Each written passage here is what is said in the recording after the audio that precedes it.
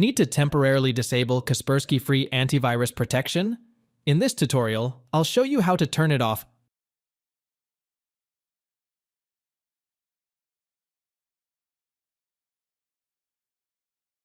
Open OBS Studio and click on Settings under the Controls section.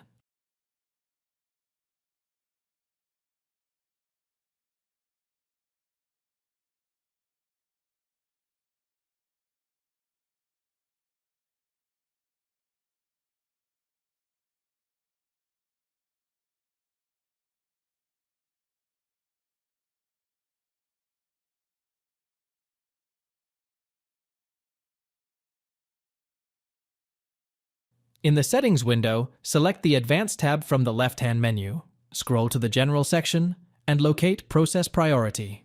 Click the drop-down menu to choose from 5 priority levels: Idle below Normal, Default, Above Normal High Adjust. The priority based on your needs. Increase it, for example above Normal or High, to prioritize OBS performance. Decrease it, for example below Normal, to improve multitasking for other apps. Click Apply, and then OK to confirm the changes. Thanks for watching. If it helps, make sure to hit like and subscribe.